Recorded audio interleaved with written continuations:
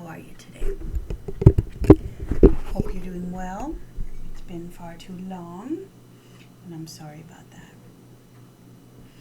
I'm not sorry for you because there's not very many of you that listen to me. That's fine. I get it. Life is really, really busy, and why run around trying to make sure you know what is going on in our house when you have to figure out what's going on in your own house. But I cannot believe we're halfway through March already. It's just craziness in my mind. But yeah, it's pretty intense out there. Winter's trying to turn to spring, but it's really struggling to do that. I think the whole earth is feeling it. All the people I have talked to, they just, something very heavy about this winter. And it could be that it's, post-COVID, and we're expected to do all the things we did before COVID, but then we developed this online world and how we connect with each other, and we're expected to keep that up too. So we're almost doing more than we did before COVID, even though what COVID taught us was slow down. Your whole system needs you to slow down. Slow down, breathe, take time, and take care of you. You are worth taking the break. And the world said, I'm going to force you to stop for a moment. If you were blessed enough to experience this condition, you had a forced stop. You could not go anywhere. And I think we needed it. But we have to be so careful not to forget the lessons learned in the stop.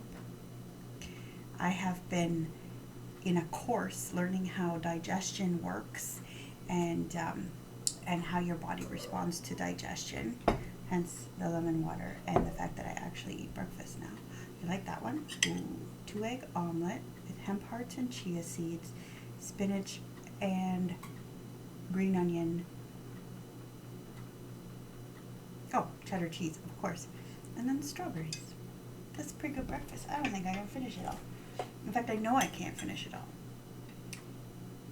So yeah, I'm looking at it, but I want to talk to you. So I've been taking this course on digestion and how all those ingredients go through your system and what your body needs.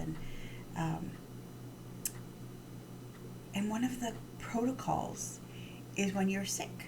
There is a sick protocol, how to take care of your body and give it what it needs when you are sick. And one of the things our instructor says is this is not just physical health. This is mental health as well. And sometimes you need to take the sick protocol and implement it when you're just plain low. And that doesn't mean we go fill in our face and eat the feelings the way I am prone to, the way I have trained myself to. I learned that if I don't take care of me, it leaves me empty, because everybody has to take care of everybody else, themselves, and I spend so much time taking care of other people that to take care of me is a chore. It's a task. It's something more I have to do, so I tend not to do it. And then because I'm not doing it, no one else is doing it. And I have this emptiness that's in me. And what did I use to fill it with? Not a hypothetical. It's food.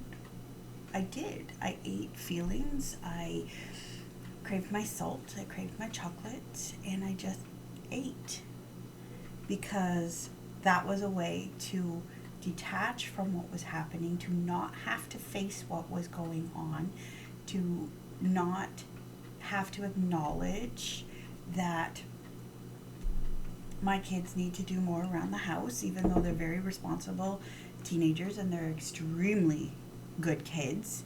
And I might be biased, but everyone who meets them knows, like, wow, you got good kids. And it's true, I do. But They often will neglect things around the house because mom just does it. And if they ignore her long enough, even though she's asked several times, it'll end up getting done because the mom fairy wakes up and can't handle it anymore. I just struggle fighting my depression every day with a messy kitchen. I really struggle with that. It will lower and lower and lower and make my depression heavier and heavier and heavier. So when they ignore the fact that I've asked them to do the dishes, they know it'll get done. Because I cannot fight my depression while leaving that void there of unfinished, unclean kitchen. And that's just something about me. Well, that's not my fault. But at the same time, I'm not parenting enough to show them why this is important. They just know that it's important to me and it'll get done. Right? So all these things play into the care of me. And so empty when I'm not eating those junky, horrible foods. And I've had to come to grips with some mental health things that I didn't realize I was doing. Probably everybody else around me knew what I was doing, but I didn't. I really didn't. And learning that I have so many blind spots is really good, really healthy, because it shows the more blind spots you have, it's because you're so privileged. And how do I use my privilege for other people? Because I have been designed to learn and love and help others, right? And so how I'm designed is a beautiful thing. How you are designed is a beautiful thing. What are your blind spots? Consciously go looking for them, because you have them. Guaranteed you have them. Guaranteed you have them. And everyone who likes to say, well, I'm educated and the woke crowd is not actually woke and I'm awake and I know. Forget what you know. What do you not know? Go figure that out.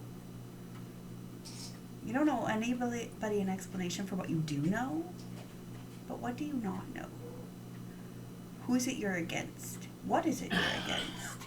Why? Is it because you haven't met those people? Is it because you haven't hung out with those people?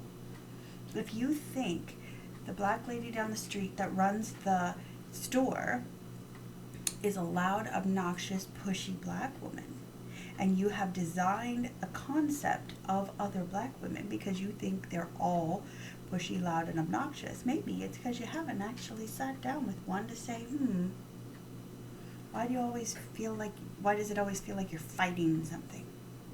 Maybe she is. Oh, what? You go pick up your kids from school and you get called the N-word right there on the playground?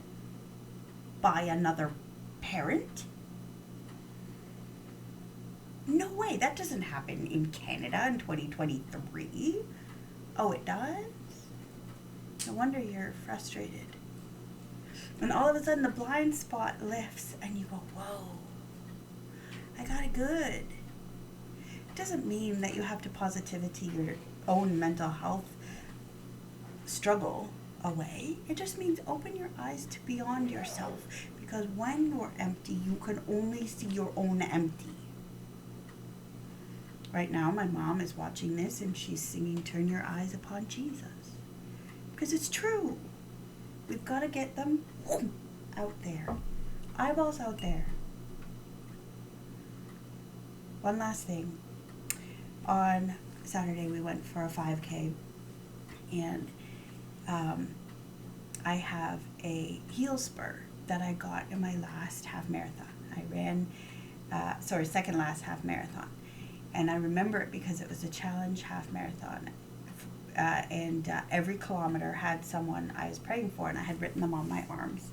And kilometer 18, I remember very distinctly because the second I moved across the line from 17 to 18, I got this heel spur in this foot, and it is always there. And just aggravated when I do 5Ks, 10Ks, whatever, 1K, but this heel spur exists, And it constantly reminds me of who I was praying for on that 18 kilometer. And it was someone who looked like she had her life together. It looked like, to the outside world, it looked like she was single on purpose. She wasn't. It looked like she chose ministry opportunities where she could be involved in ways that married women could not be. And she wasn't weighed down with kids. And there were so many things about her life that just looked beautiful. She had room for adventure. She was in pain. And God gave me physical pain to remind me that other people have pain too. And so when I feel this heel spur act up, it's like, yeah, you're not the only one. So I can sit and I can mope about my heel spur, and I can be sad because I can hardly walk from my desk to the bathroom in time. But I could also go, okay, God, who am I praying for today? Am I praying for that friend who was on kilometer 18? Or am I praying for someone different? Or am I looking outward to say who out there needs, not a lot, I gotta have my boundaries or else I'm gonna destroy myself again, but who out there needs a friend? Can I just draw attention to it to a different friend who might be in a better mental health place than me, and they can reach out and they can help? Can I just be a bridge between people instead of thinking I have to be the destination for people? Or am I just plain supposed to pray about it? Because that's a pretty big deal too. Anyway, this one's a bit longer because there's been a lot on my brain, and that's not even a quarter. But I'm not giving you everything. If I did, I'd be brainless. I'd have nothing left. So I better keep a little bit so I can do what I gotta do today. But yes, if you're feeling pain, if you're struggling, look for your blind spots and say, what is it I need to learn in this space? What is it God has for me? Instead of what is this doing to me, what is this doing for me? It's the only way out of the pit. Climb out on your prayers. The more prayers you pray, the shorter the pit will get. And climb out on top of them. And soon you'll be like, whoa, that was a big pit. But I'm not in it anymore. And you can look backwards. There'll be another one around the bend. Don't worry. You'll fall in again. So don't worry about not having a pity party for yourself in the future, because you will.